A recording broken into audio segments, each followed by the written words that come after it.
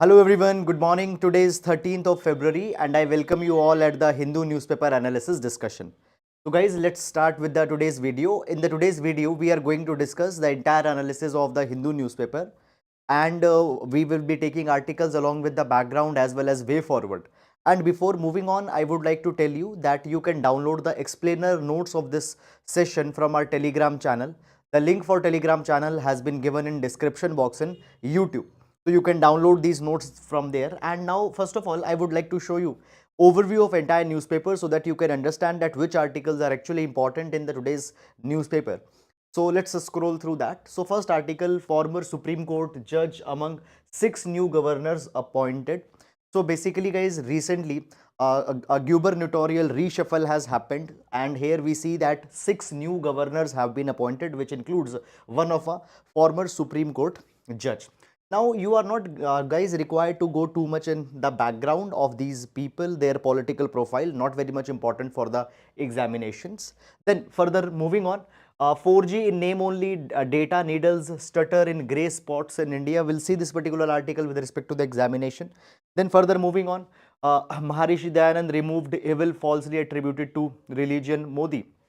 So basically guys, here we see this thing that a 2-year celebration commemorating Maharishi Dayanand Saraswati's 200th birth anniversary has been kicked off. Now guys, just one important thing is that when we talk about the GS paper number 1, find the questions on historic personalities that have come, many a times they actually are derived from such kind of events. Okay, for example, centenary event, for example here 200th birth anniversary is there. So in your history, please be careful on please be careful on Maharishi Dayanand. Fine. Then moving on, Delhi LG approves February 16 as mayoral elections. Not important article for the examination. Ambedkar's letter of resignation missing from the records. Fine, you are not required to go too much in detail in these particular articles for the examination. Then again in the city section, the political issues etc. have been carried. So not very much important to go here. Please avoid that, these political news etc. that have been there. Okay, moving on guys in this particular direction. Then this is the entire advertisement. Fine.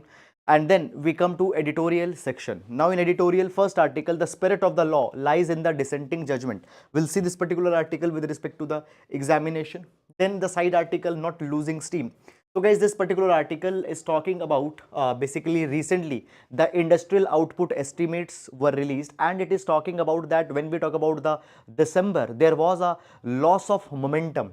Okay, so basically when we talk about guys UPSC examination particularly, you are not required to see every month's data. For example, industrial output of December, comparing it with the November. Fine. Why? Because by the time you will write your exam, fine, these datas will become old. So no need to go too much in these particular kind of details for your examination. Then going down, India US space cooperation from handshake to hug. We'll see this particular article with respect to the examination.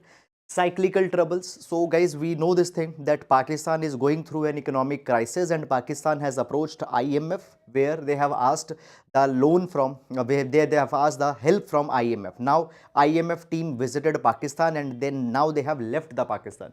So that's that particular development they are talking about. Now we see in Pakistan inflation is at 27%. They have just left with $3 billion of foreign exchange, which is very much low. So Pakistan is looking towards the IMF that IMF gives a bailout to them. Pakistan is agreeing that they will increase the taxes, they will reduce the subsidies. But what finally IMF will do? They will give that report in the coming few days. So this entire development has been given here in this particular article. But much important thing for exam is not there. It is just a kind of an evolutionary thing that is going on. Okay, and it will evolve a lot in coming few days. Then a sign of things to come. So basically guys, this article is talking about the RSS chiefs Mohan Bhagwat's interview to the Hindi and English publications. So basically the RSS, its ideology, okay, RSS, Hinduism, Hindutva, okay, Hindu interest and all these things are being discussed.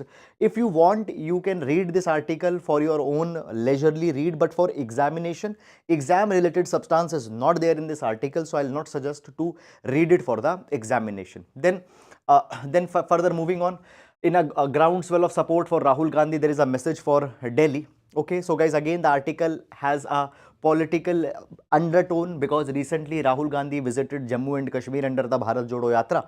Okay, now moving on, guys.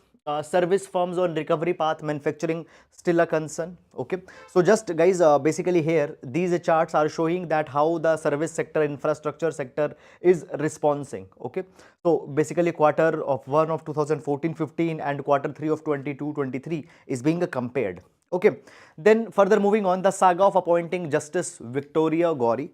So this issue is going on from so many of the days. We are going to see some of the important judgments that have come in this particular direction, which can be used in your GS paper number 2 issues. Then further moving on, the demand for the greater Tipra land by the Tipra Motha. We'll see this particular article also. Then coming to the next article, what are the micro LED displays and why is Apple shifting to it? So Apple apparently is shifting to micro LEDs and they will be making their own LEDs in-house. Earlier they were taking LEDs from Samsung, LG, etc. We'll briefly be understanding what are these micro LEDs for the examination. Then further moving on, India US unmanned aerial vehicle to be flight tested this year. So basically guys, a prototype air launch unmanned aerial vehicle has been developed by the India and US, and they will be basically a test flight will be carried. Okay, right now the article is not containing too much of the important substance, and here if you see the side article, Aero India flies high with 98 participating nation. So basically guys, India is observing the 14th edition of Aero India. Now in this Aero India, private companies and other public owned entities from different countries, they come and they showcase their products such as planes, jets, UAVs, etc. all such kind of a thing. So guys, this 14th edition of Aero India is going to start. Okay, from today it will be starting. Okay, so and it is expected that more than 251 MOUs will be signed here. So it is going to be started from today. Now again moving on this particular direction, guys, so here Indian companies as well as other companies will also be showcasing their products. So it has been provided that around 809 Indian and foreign companies will participate in this expo. Now moving on, guys, in this particular direction further, then we have a lot of political articles etc. in this particular line.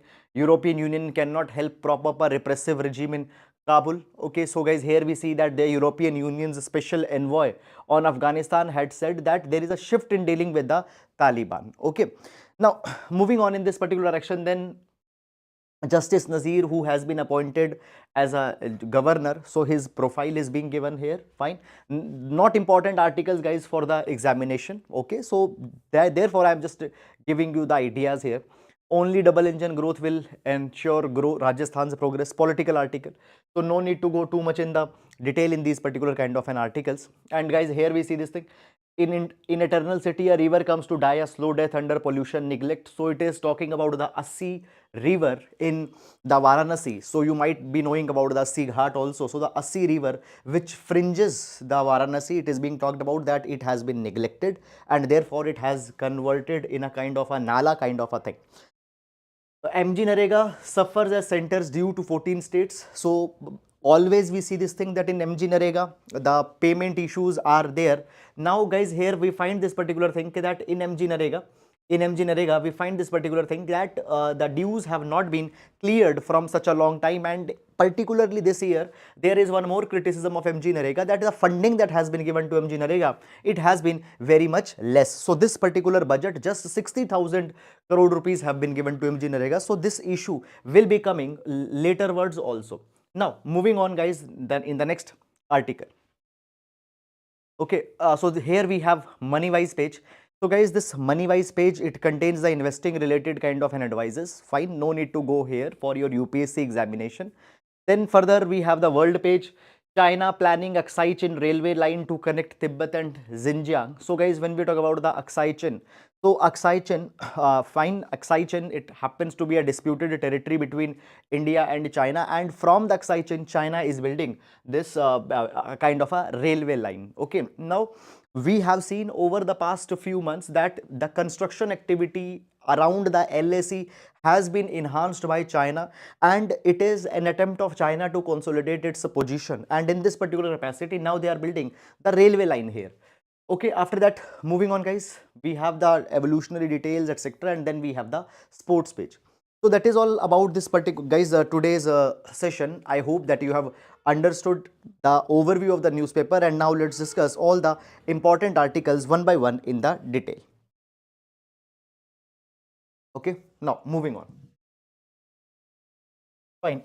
So starting up, so in every class we start with a GS quotation, and today we'll start with a GS quote taken from the Kofi Annan, former United Nations Secretary General. Kofi Annan says that if corruption is a disease, then transparency is essential part of its treatment. So guys, whenever we talk about the corruptions, there are the two most important reasons that why corruption manifests itself. Reason number one is opaqueness. Reason number one is opaqueness. Okay, and reason number two is a discretion. Whenever there will be opaqueness and whenever there will be the discretion with the people, they might involve in corruption. So how to treat this corruption? This corruption can be treated, number one, remove the opaqueness. And how opaqueness can be removed? By bringing more and more transparency, and remove the discretion. And how discretion can be removed? Number one, by ensuring that the decisions should be automated. There should be a standard operating procedure on which the decision needs to be based, and accountability also needs to be there.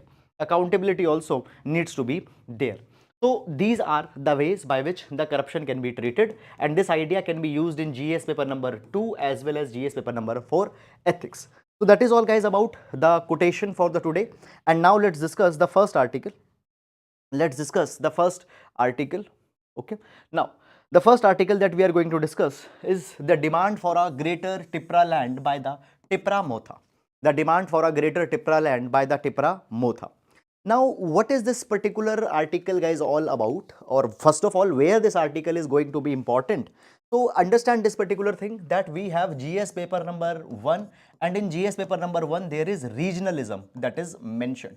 And we see this particular thing, that there have been a lot of the demand which focuses on regional identity, enhancing regional identity. So there we are going to discuss this particular topic. Now guys, understand first of all that whenever we talk about the regionalism, whether regionalism is good, whether regionalism is bad, what is answer to that? First of all, I will talk on that, and then I'll go in this particular article. Okay, so when we talk about regionalism, see, regionalism is a kind of a natural aspiration of a people. When you live, suppose, just a minute, let me talk on that and then I'll go in this article. Suppose you live in a particular part of a country. There will always be an emotional connect with this particular region, and often you will be feeling proud to be the part of this particular region. So regionalism can be there, but many number of times your regional aspiration goes against the national aspiration. You give more importance to your region than your nation. Then regionalism becomes bad. Is it clear or not? Now, for example, guys, when we talk about the nation, sovereignty of the nation, unity of the nation, integrity of the nation is the most important thing. But when your regional aspiration will go against then regionalism will be bad. Sometimes the regional demands, for example, demand to create a separate state, demand to give more autonomy to a particular region, these demands are carried through violent protest. Then also regionalism is bad. You can raise such kind of a demands, but only by constitutional measures. So regionalism per se is a neutral thing, but the way regionalism is being put forward can make it negative also. Now coming to this particular article. So guys, here we see the map of, here we see Tripura. First of all, as we talk about Tripura is a state in the northeast, and the bounding, what borders Tripura? On one hand, we have Bangladesh. Fine. Towards the side of west, we have Bangladesh. Towards the side of south, we have Bangladesh. Then we have Mizoram, and here we have Assam. So these are the places which borders Tripura. Now, when we talk about Tripura, guys, so Tripura was earlier a kingdom before the India's independence, and Tripura as a kingdom was ruled by the Manakya dynasty, and Manakya dynasty ruled the region of Tripura from 13th century till 1949. Now 1949 was a time when instrument of accession was signed by Tripura with India, and Tripura became the part of India. Okay, now basically guys, over the years what has happened, the people in Tripura, they have said this particular thing, that their numbers have basically they have been made minority in their own state. Now when we talk about guys Tripura, so there are many of the indigenous tribal communities that live in Tripura. Okay, and here we have Tipras, fine, which are, or Tripuris,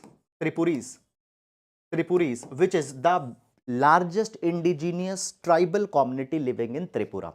What they have said, over the years, there are demographic changes that have come in the state. What do we mean by these demographic changes? Demographic mean something related to population. What has happened? Large number of Bengali people from the Bangladesh actually migrated to India. You know this particular thing, that till the 1971 Indo-Bangladesh liberation war that happened, a large number of people migrated from Bangladesh to India, and many of these people have also settled in Tripura. Because of this particular thing, what has happened, Tripuri people population, it has went down. So their population was around 63.77% in 1881, and now the tribal population in Tripura, it has reduced to just 31.8%. So they say this particular thing, that they want to protect their culture. If their population will become minority, they will not be able to protect their culture. Okay, so therefore they need a special protection. Now already guys, the Tripura region has been given a special protection. How? Because we know this particular thing. Guys, that in Indian Constitution, Article 244 is there. Article 244 talks about that Schedule 5 and Schedule 6. It talks about that the regions where tribal population is high, tribal regions as well as scheduled areas, they are needed to be given the special protection. So we have Schedule 5, which talks about the tribal people and scheduled areas throughout the India except 4 states, that is Mizoram, Meghalaya, Assam and Tripura. Then we have one more, that is the 6th schedule. Now when we talk about the 6th schedule recognizes the special protection. It recognizes the autonomy for 4 states, these 4 states, that is Mizoram, Meghalaya, Tripura and Assam. So for the 4 states and the tribal areas within these 4 states, we have the Schedule 6, and the tribal areas in the rest of the country, for that we have Schedule 5. So Schedule 5 and Schedule 6 regions are there, which will have great autonomy, and Article 244 defines for Schedule 5 and Schedule 6. Now when we talk about the Tripura, so Tripura has been given already a special protection as it is under the Schedule 6. It has already been given a special protection as it is already in the Schedule 6. Now, what happens in the Schedule 6? By the way guys, now what is happening, we have seen few days back that Ladakh is also asking a special protection in Schedule 6. Ladakh is right now not in Schedule 6, but they are wanting that they should be included in Schedule 6. Tripura is already there. Now, when a region comes under the Schedule 6, they have the power that they can create autonomous district. They have autonomous districts, and within these autonomous districts there are the autonomous district council. Autonomous district council is a body of 30 members who have their own legislative power, who have their own financial power, who have their own judicial power. Now in Tripura also there is already a Tripura Tribal Area Autonomous District Council. Okay, it was formed under the 6th schedule, okay, in 1985. Why? To protect the cultural heritage of the tribal communities, and as of today it covers nearly two-thirds of the geographical area of the state. Around 66% of the state comes under the Tripura Tribal Area Autonomous District Council. It is the present situation. Now guys, what is this demand for Greater Tipra land? What is this demand for the Greater Tipra land? In this particular demand, these basically the the political party, that is the Tipra Motha political party, they are saying this particular thing, that the entire area which is under the Tripura Tribal Autonomous District Council, it should be given the status of a separate state. It should be given the status of a separate state. Okay, this is one thing they are asking. Moreover, guys, not only this particular thing, it has been provided that moreover, there also needs to be the dedicated bodies, dedicated institutions to protect the right of the Tripuri people, and not only the Tripuri people living in Tripura, but Tripuri people living outside the Tripura in other parts of the countries, they should also be given the special rights to protect their culture, to protect their heritage, to protect their religion and all such kind of things. Now, why this particular demand now has come to the limelight? Because of this newest political party in Tripura that got floated in 2019, that is the Tipraha Indigenous Progressive Regional Alliance, Tipra Motha. Now this particular party, this has raised the demand for a greater Tipra land, and they are saying this thing, that now guys, understand this thing, apart from the Tripuris, other indigenous communities, 19 indigenous tribes, they have also been brought in this particular movement. Okay, so this is something, the demand that they are making. Now, basically, guys, understand this particular thing, that whether is it justified, whether it is not justified, understand this thing. Demands are not, we cannot say that the demands are wrong. We cannot say that the demands are unjustified, because guys, already we have Article 2 and Article 3 in the Constitution of India.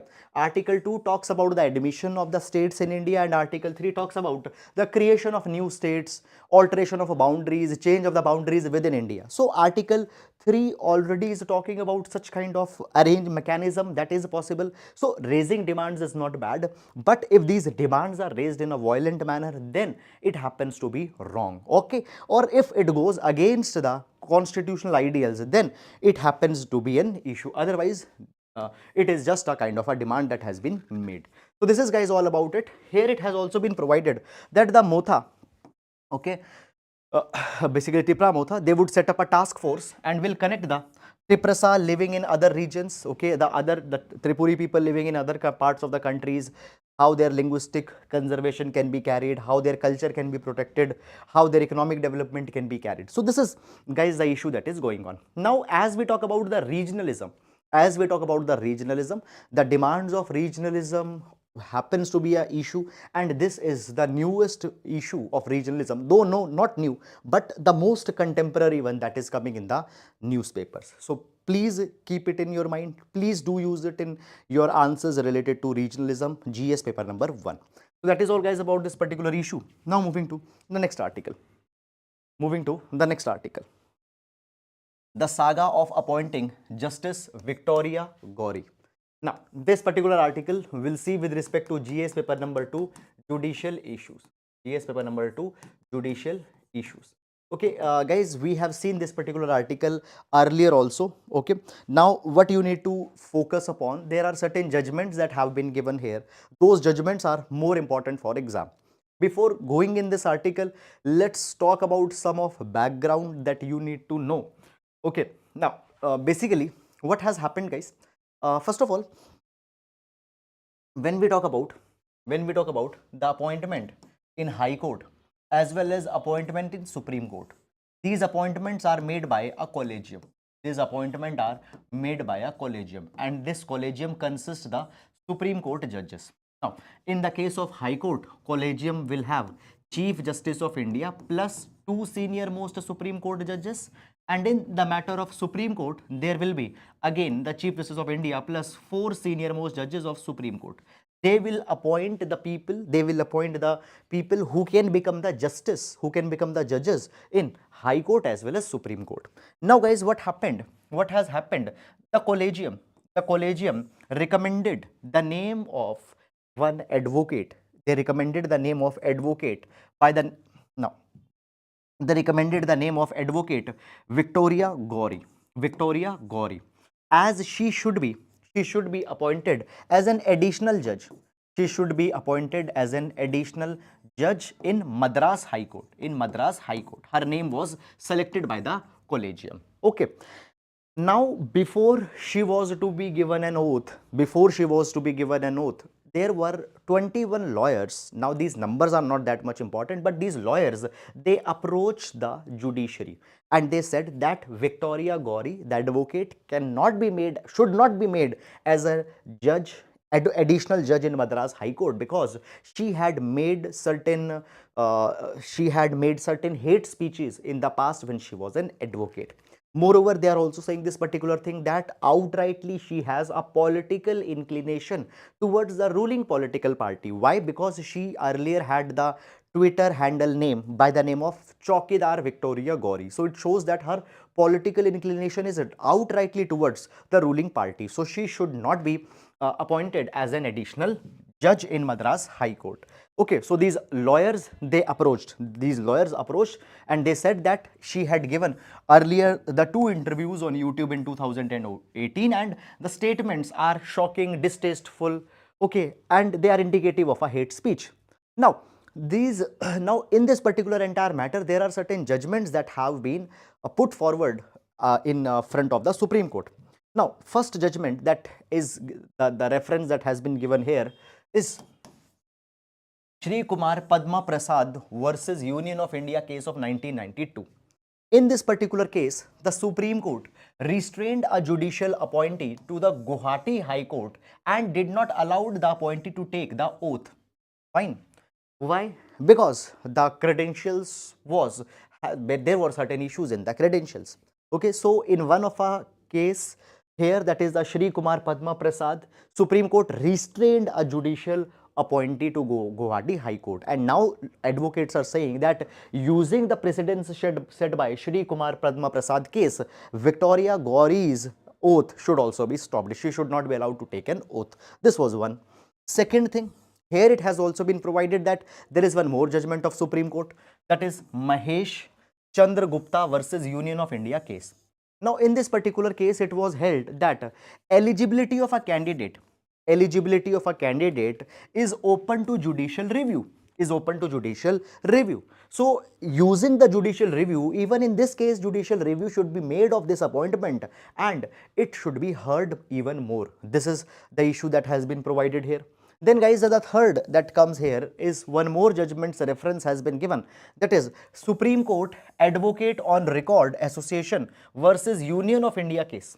Now, in this 1993 judgment, what happened? It was provided that the justice, it observed that justice without fear, without favor, ill will or affection is the cardinal creed of our constitution. So, justice should flow without any fear, without any favor, without any ill will, without any affection. This is the bedrock of the constitution. Now, the advocates have said this particular thing, that the present the present person who was earlier advocate, that is Victoria Gowrie, who is now being appointed as the additional judge, she directly has a political lineage towards the ruling party, as she had named her Twitter handle as Chaukidar Victoria Gowrie. It shows that she has a kind of a favor. She has a kind of a favor towards the ruling political party. So she should not be appointed. These all matters were put in front of Supreme Court. Okay, these matters were put in front of Supreme Court. Now, actually what has happened? Supreme Court finally, what it did, Supreme Court said that the decision taken by collegium cannot be overruled by the Supreme Court individual judge or by another bench. Collegium's decision is important and will be supreme. So therefore, they have not They have not went forward with the these advocates petition, and they had said that she will continue. This is the matter as how it has got unfolded. Okay, so this is guys the whole issue, and she had taken the oath as well. So this is all this issue, this all controversy that was going on, the saga of appointing Justice Victoria Gauri. Fine. Now, beyond that, guys, there is nothing important in this particular article. Moreover, you are not even required to go in too much detail here. Okay, so that is all about it. And now moving to the next article. The spirit of the law. The spirit of the law lies in the dissenting judgment. Okay. Okay, let's take the doubts. Okay.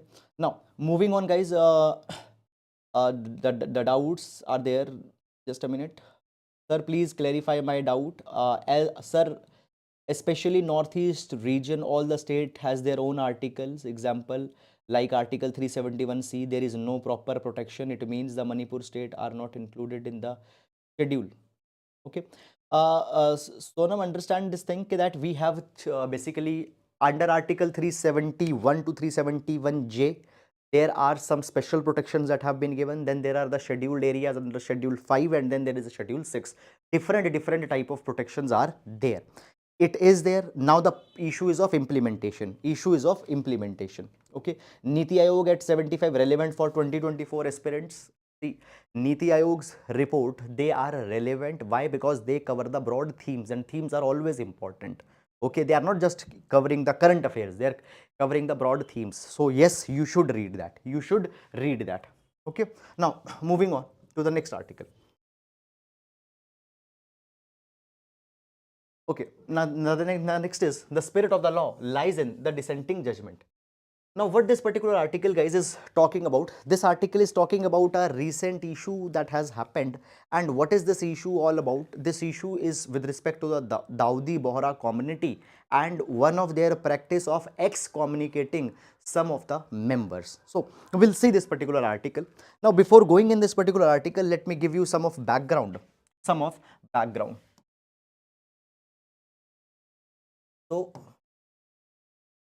Dawoodi Bohras. So, Dawoodi Bohras are the Shia Muslim community. They are the Shia Muslim community. And Dawoodi Bohras, they follow one particular practice of excommunication. What is this excommunication? Some of the members of their community who don't adhere with their customs, who don't adhere with their rules, don't adhere with their norms, they will be expelled from the community. They will be discarded from the community. They will not be allowed to access the mosque. They will not be allowed to access the burial grounds, as well as other, there will not be the connection of these people with their principal sect, that is the Dawoodi Bohra faction. Now, basically, the article is talking about that this particular practice of excommunication by the Dawoodi Bohra, it has often come under the judicial scrutiny.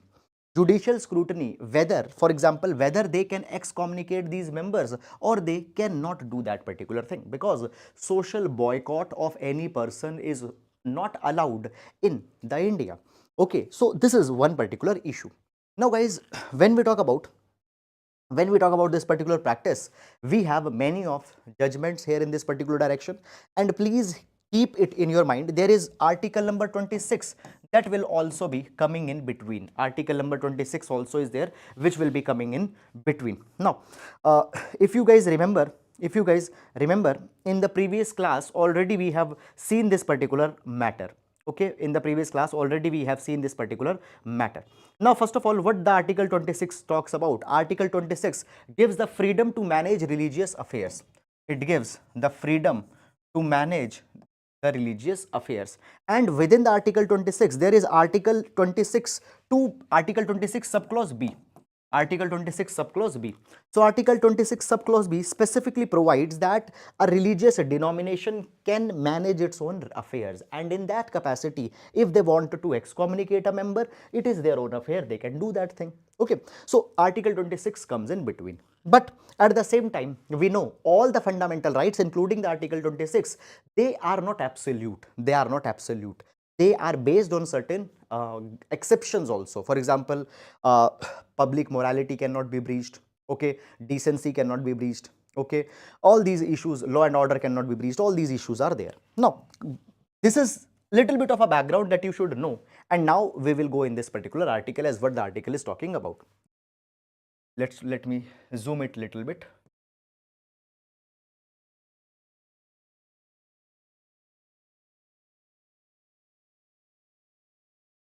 Fine. Now, so basically Supreme Court has now referred a 36-year-old case where the practice of excommunication of the Dawoodi Bohras have been challenged. Now guys, as of now, this practice of excommunication of their own members, it has been referred to a 9-judge bench of Supreme Court, and that 9-judge bench of Supreme Court will give the final decision. So final decision has not come. Okay, meanwhile, moving on.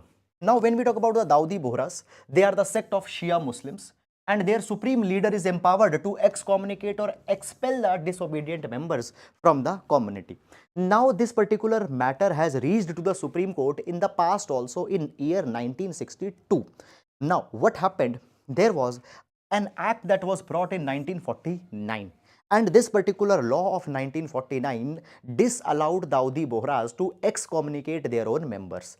So therefore, the judgment was given by the Supreme Court, and the judgment is Sardar Sayyidina Tahir Saifuddin versus State of Bombay case. Now, in this particular case, 5-judge bench of Supreme Court struck down the 1949 Act, which aimed to prevent the religious denomination from ousting its members. Okay. Now, guys, understand this particular thing. Here it was provided that Article 26 of the Constitution gives the right to the religious domination, that they can manage their own affairs. And in that capacity, if they want to expel the member, they can do that particular thing. They have been given a protection. So this happened. And here, indirectly, Dawoodi Bohra's practice of excommunicating the members was held as legal, that they can do that particular thing. Okay, now guys, after this particular thing, what happened? There was a writ petition that was filed on the earlier decision, and this petition was filed by Central Board of Dawoodi Bohra Community. Now, this section of the Dawoodi Bohra, they consider themselves as a reformist Dawoodi Bohras. Okay, and they said that there are certain reforms that are needed in this particular capacity. In this particular capacity, they provided that this boycott should be made illegal. Okay, so the Central Board of Dawoodi Bohra Community, they wanted that the boycott need to be made illegal. Okay, this is going on. Now, after this particular thing, what happened in 1994? Then again, after this particular development in 1994, basically this particular matter was referred to a 7-judge bench, but then it was referred to that a 5-judge bench. So 1994, first it was said that a 7-judge bench will hear that particular case. Then it was reverted back that no, not a 7-judge bench, but a 5-judge bench. 5-judge bench will hear this particular case. That is going on. But guys, right now it is not very much important for the sake of this article. Why? Because finally now this matter has been referred to a 9-judge bench. So it will be giving its final decision. Okay, moving on. Now, why this particular issue or this particular judgment has come now in the news? There is one reason. What is the reason? Reason is Maharashtra Protection of People from Social Boycott, Prevention, Prohibition and Redressal Act 2017. Now, this particular 2017 Act of Maharashtra had provided that no boycott of any person can be carried by their community members, and again in 2017, Dawoodi Bohra's practice of excommunication has come under challenge. They say that such kind of a thing cannot be done.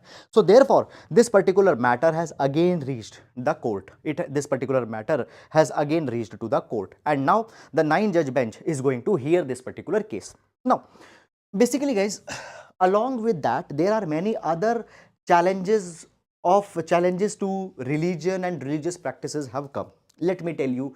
For example, there is the Sabrimala Shrine case. Sabrimala Shrine. So Sabrimala Shrine is in Kerala, which is devoted to Lord Ayyappan. Now in Sabrimala, historically women were not allowed to enter, but Supreme Court in the past allowed women the entry in Sabrimala temple premises. Okay, this particular thing has also been challenged. So here the we need to interpret that what in religion is allowed, what is not allowed. Then there are many other practices in Islam, Christianity, that has been challenged. Even this practice of excommunication has been challenged. So there are multiple such kind of an issues that are lying in front of Supreme Court, So Supreme Court, what they have said that all these particular matters will be clubbed together. All these matters will be clubbed together and we will hear all these cases together. So now this particular issue has reached. Now, one question comes, guys, that what is the boundary of a religion? In a religion, what can be allowed, what cannot be allowed? Who will decide that particular thing? Now, I just want to explain you one concept here. So guys, in India, we follow a doctrine of essential. In India, we follow the doctrine of essentiality. In India, we follow the doctrine of essentiality. What is this doctrine of essentiality? Basically, guys, it means that within religion, there are two type of practices. One are essential practices, other are non-essential practice. Essential practices are the core of a religion. For example, the members of Muslim religion, they the practice of namaz. Now, practice of namaz ada, it is a core practice within the Muslim religion. Are you getting it or not? So actually the practices within the religion can be divided as core or essential and non-essential. Okay. Now basically this is the doctrine of essentiality. Here there comes one judgment, that is the Shirur Mutt case. Of 1954. In Shirur Mutt case, Supreme Court provided that when the role of a court is concerned or the Supreme Court is concerned, Supreme Court can regulate the non-essential practices, but they cannot regulate the essential practices because they are the core practices. So non-essential practices can be regulated. Now, what exactly is essential and what is non-essential? It is not written in any one book. Okay, what is essential and what is non-essential? That particular thing will also be dictated by the judiciary. So this is one issue that has come. So basically, guys, when we talk about what is allowed within religion and what is not allowed in the religion, it is dictated by the practice of essentiality. And who will determine what is essential, what is not essential? It will be determined by court. And on what basis it will be determined what is essential and what is not essential? It depends on what devotees to the faith deem as integral, what their devotees feel that it is integral. Okay, finally Supreme Court will dictate that this is integral and this is not, but Supreme Court will not just say this is integral, not integral on their own reasoning. No, it will say it on the basis of what devotees consider as integral and non-integral. But guys, over the past few years, this particular distinction as integral, non-integral and such reasoning has been collapsed. Now understand this particular thing, that guys, as we talk about present issue of excommunication, okay, Article 17 also comes in play. See this particular thing, that when you are excommunicating a person, that social boycott, it might be very similar to untouchability. There is Article 26 also. So Article 26 dictates what religious denominations can do, cannot do, what they can dictate, what they cannot dictate. That is also be understood. Now understand Article 26, religious denominations, they have right, they can manage their own religious affairs. In that thing, they justify that even they can excommunicate a member, but no, there is a ground, that is morality. Okay, so there are guys, the ground, for example, the grounds are of morality, etc., public order, morality, health. Now on the ground of morality, we got a morality that is constitutional morality. Now constitutional morality means following the ideals of liberty, equality, fraternity. Okay, so on this particular basis, Can we still allow excommunication of member, or we cannot allow? This is something that needs to be seen. Now, all these particular questions right now are unresolved, and Supreme Court, that 9-judge bench that we are talking about, will finally rule in this particular matter and will finally give its judgment. So that is all, guys, about this particular issue. Now, moving on, guys. Okay.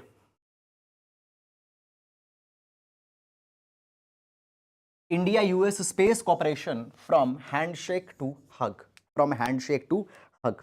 Okay, guys, there is a just let's take, if you have some doubt. Sir, this is my request that, sir, if you are possible, please give us time, 1 hour for discussion of our doubt, I think. Okay, no issues, guys. Your doubts will always be taken up. Sir, why they follow excommunication? See, many times within religion, some things are considered as sacred. Some things are considered that they should be followed by everyone. If people don't follow, then they excommunicate, they expel that member. That is a religious custom that is going on from so many of the years. Okay, guys, one thing I want to address. Okay, so there is a question of Arjun also. In the last week, for 2 days, I was not able to post the video because I went in a family wedding. Okay, but even on those 2 days, I posted the synoptic notes on the channel, though it was not at all possible. But still, I tried to post that synoptic notes on Telegram channel. Even I posted on the Telegram also that I will not be able to post the video for 2 days. Guys, understand this thing. We all are humans. We all have our families. Even you have your families. Okay, I also have the family, and we have certain responsibilities to our families which we need to cater to. Okay, so there can be certain days where we might not, where we have to take a taken off. Even you do that thing, even I also, I think I deserve to do that thing. So I expect that you please understand that particular thing. Moreover, guys, see this thing, I am taking this initiative, basically the point is that if I don't do these things, these breaks, I might not be able to carry it for long. Okay, a burnout will come in 2, 3, 4 months, and then it might altogether get suspended. So we need to take care of these things also. So I hope, guys, that you will understand that particular aspect of mine, because even when we talk about the civil services, even in civil services, there is a one very important element of a civil servant, that is the empathy, compassion, okay, a human touch. And I think that you will understand that particular thing as well. Okay, and one more thing I want to tell you, guys, that see, most of you might be knowing that I am working as a full-time faculty in one of a premier institution in Delhi, and there have been the days where I have class from 8 a.m. in the morning. Even on those days, I post video at 6:30 a.m., 6 a.m. I make sure that there is not a break. So if there is a break coming in few months for 1 or 2 days, that is because of some such kind of a reason which cannot be avoided. So guys, please try to understand that particular thing. Okay, so I hope that you will understand that. Okay, and you know this particular thing, that for me this family is the most important thing. This is which is the primary thing for me. If I tell you, though I have not spoken that particular thing, but every day I get so many of the opportunities that that I should suspend this initiative, and I do this thing for a paid at a paid program where I will charge some money. Not me, the institution will charge money, and I get so much offers to do that particular thing, and the amount is so much that it is really hard to turn down that. But still, I try to do that particular thing so that the students who don't have those deep pockets, they get a benefit out of that. So trust me, for me, this is the most important thing. Okay, and I turn down a lot of things to keep this initiative alive. Even you know this thing, that many number of times the views are not such which can justify this entire initiative, but still I am bearing all that cost, monetary cost, physical cost, emotional cost, but I am trying to keep it alive. Okay, so just trust this thing. For me, this is one of the most important priority that I am trying to take forward since last 3 years, and I will continue it also. But just I need your support also at certain times. Fine. Chalo, moving on. Usually I never talk on these things, but okay, apologies for this issue that came. Now, India-US space cooperation from handshake to hug. Okay, let's talk about this particular issue. Okay, so guys, basically, Basically, recently, if you are following the newspaper analysis regularly, we have taken this particular issue also, that ICET has been signed between India and US. Okay, just let me zoom it out. Yes. So what has happened recently, India and USA, they have agreed on ICET, that is Initiative on Critical and Emerging Technologies. Now this initiative on critical and emerging technologies, it is a kind of a partnership, it is a kind of a collaboration in which India and USA will collaborate on critical technologies, space technologies, semiconductors, and many such kind of things are there. Now understand here, human space exploration is included, commercial space partnership is included, okay, critical and emerging technologies under this, semiconductors, critical technologies, all these things are included. Okay, now when we talk about this ICET, it was announced in 2022, and it will include the defense industrial cooperation. Now first of all, understand this particular thing, that why this has been carried between India and US. There are two reasons. Number one, USA wants to decouple from China. USA realized in 2020, when the pandemic started, that they have become too much dependent on China. Okay, so let me explain you here. So on one hand we have US, on one hand we have India. Now US wants to, number one, US number one wants to decouple from China. Okay, second, US USA recently has talked about friend shoring, What do we mean by friend shoring? Friend shoring means that depending on your friends rather than your adversaries.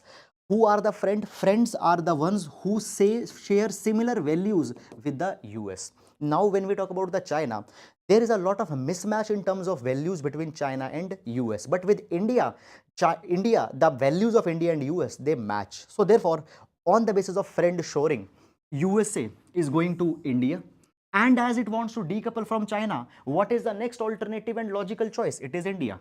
So therefore, it is moving towards India. And India also needs US. India also needs US because, guys, India wants to build its own capabilities. It builds its own capability. In a way, it needs to build Atmanirbharta. But for Atmanirbharta, it needs technologies. It needs critical technologies. And from where the technology transfer can come? It can come from USA.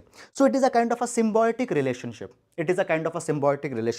Where both will help each other. And in this particular line, both US and India are collaborating with each other at multiple fronts. And one of the front is the ICET, that is the Initiative on Critical and Emerging Technologies. Fine. Now, moving on, guys, in this particular direction.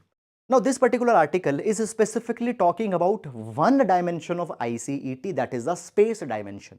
It is talking about one dimension, that is the space dimension. Now, first of all, guys, when we talk about the space mission, we have seen this thing that in 2022, USA kicked the Artemis program, where it launched their Orion spacecraft towards the moon. Okay, so for the moon, Artemis program was launched. Okay, and Artemis, the Orion spacecraft was even brought back to the Earth. So it was a technology demonstration that we can launch the probes to the moon and can even bring it back. India is also doing a similar kind of a thing. For example, guys, we are moving towards the Gaganyaan, and in 2024, first human space flight mission will be made to moon. That is the mission Gaganyaan of 2024. So here we see this particular thing, that both the countries have a kind of a similar kind of a goals on the space front. So therefore, both can collaborate, both can share expertise together, both can help each other. This is something that has been there. Now, moving on, guys, in this particular capacity, see, but there are certain issues, there are certain challenges between the US and India collaboration on space front. What are these challenges, or what are these differences? Let's see them one by one.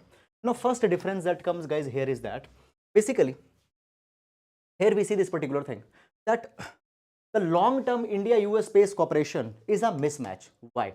Number one, guys, when we talk about India, okay, when we talk about the US, Okay, USA's alignment, USA's interest vis-a-vis the space are different. For example, US, fine, US, the US and its partners stress the importance of maintaining. Now, when we talk about the US, USA's notions is reaching the moon, reaching the Mars, reaching the moons, reaching the Mars, outer space. Okay, USA's priority is outer space, Mars, moon, even other kind of planets.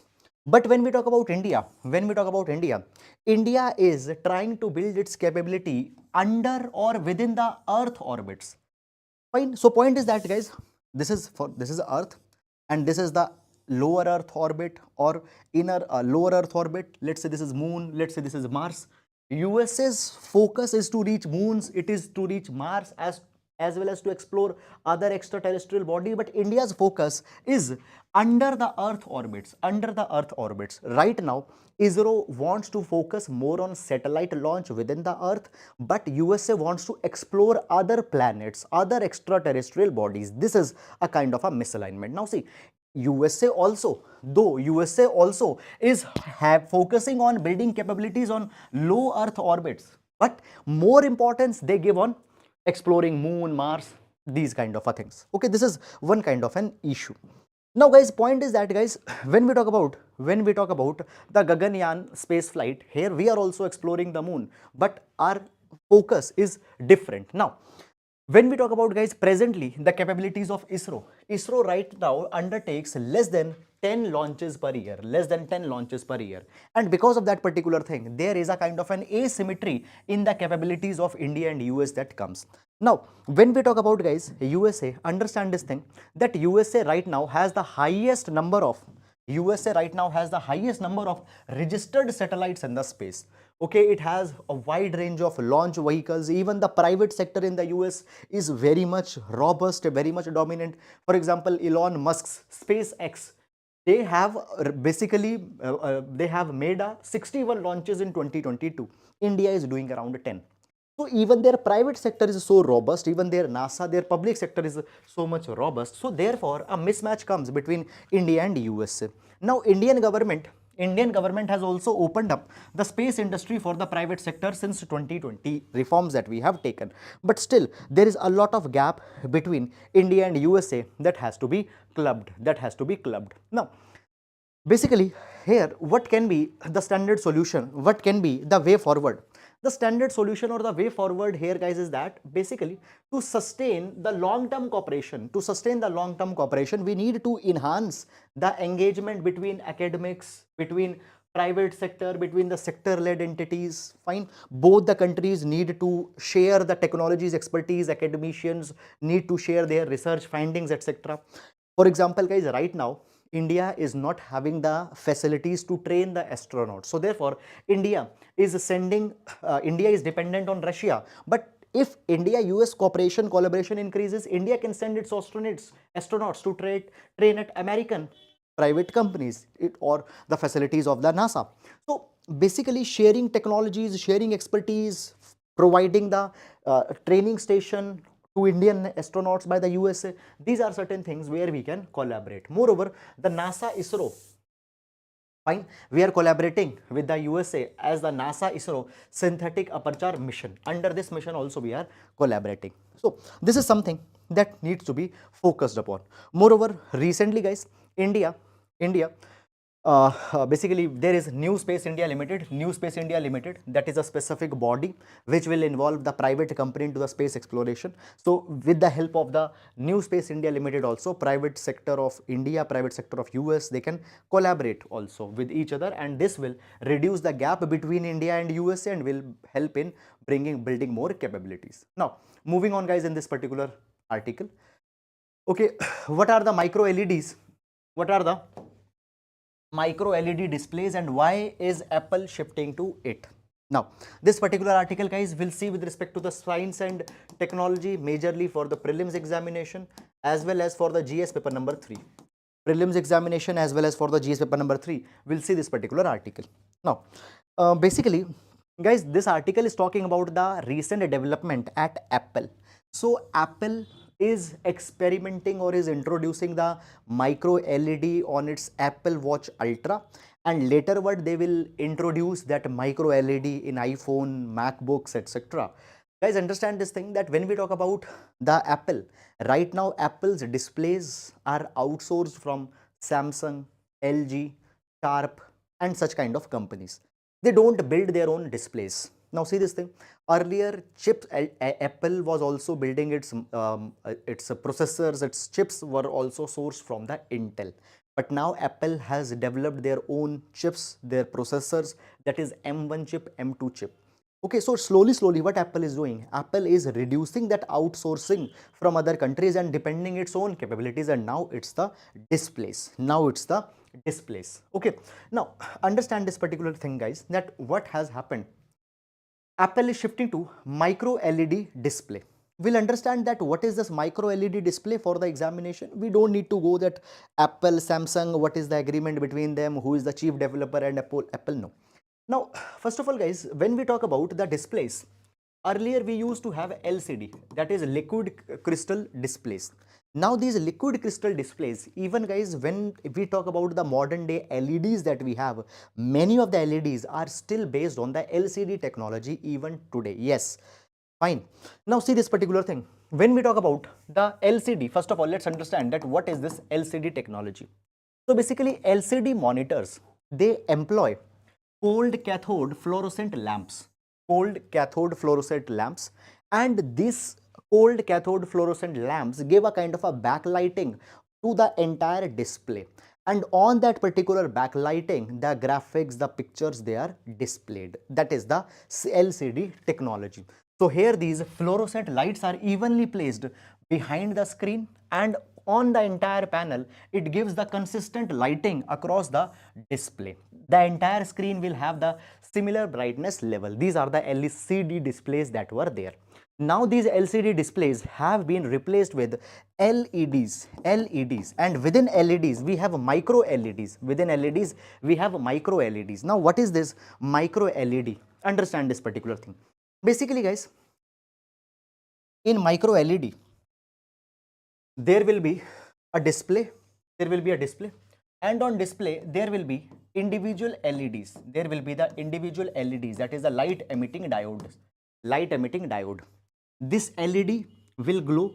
Now guys, within basically now there will be the LED. These LEDs will be RGB, red, green and blue.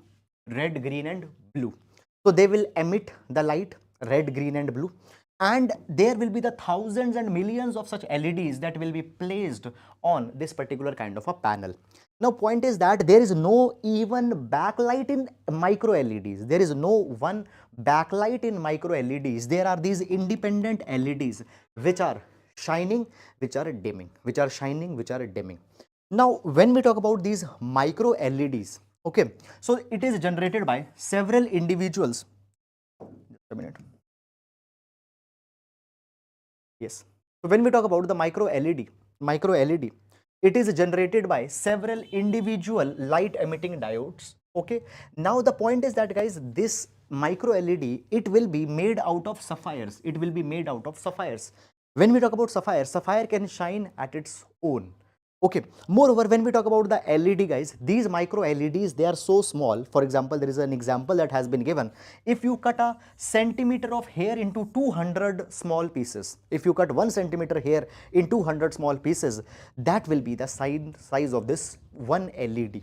Okay, each of these micro LED, it will be a semiconductor in itself. It will receive electric signal. Okay, now basically once these micro LEDs have been gathered together, they can form one module, and multiple of these modules, then they can form one big giant screen. Now the point is that, guys, when we talk about these micro LEDs, what is the benefit of these micro LEDs over the LCDs? Now understand this particular thing. Every LED is emitting its own light. There is no backlight. So basically, when the black color is to be shown, what you can do, you can just switch off these LEDs in the display. So the result will be vibrant black and more bright whites. So picture quality will be very much better. In LCD, there is one problem, that is the problem of color bleed. Okay, now understand this particular thing, that as persistently there is a backlight, okay, even the black colors, they look like gray. Okay, so color bleed is a very big problem, and these micro LEDs will not have that. So micro LED displays, when we talk about them, they are more brighter, they are more brighter, okay, they have better color reproduction, they have a better viewing angle from, now for example in LCD, if you look beyond the 45 degree of angle, the picture quality will be distorted, but here that will not be there. Micro LEDs, they have limitless scalability. They are resolution free, bezel free, ratio free, size free, whatever size you want, you can do that. Now, their micro LEDs, I have already told you, they produced individually red, green and blue colors without needing the same backlighting. Okay. So this is flexible displays. They can be, these are the flexible displays. Okay. Okay. They can be displayed in any shape. Okay. Fine. All such kind of a things, and all obviously the better picture quality. So this is guys all about it. Now moving to the next article. 4G in name only, data needles stutter in grey spots in India. Now, this article guys will see with respect to GS paper number 3.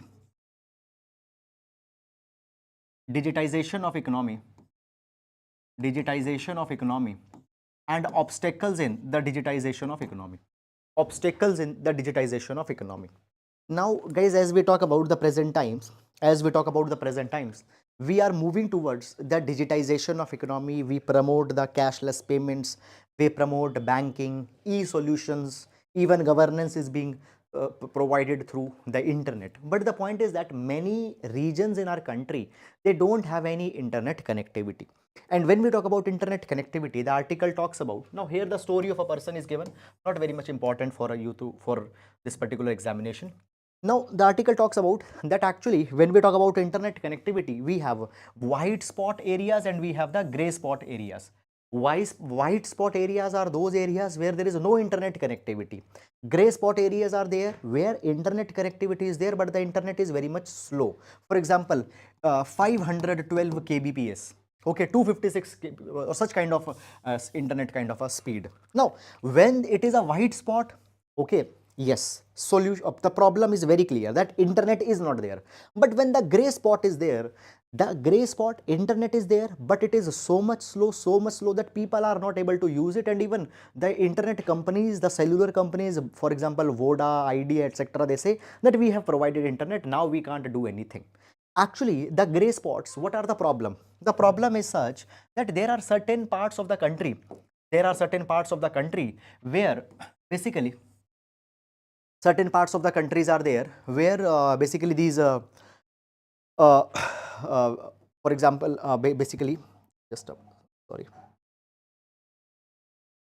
yes, basically there are certain areas where these enough towers are not placed.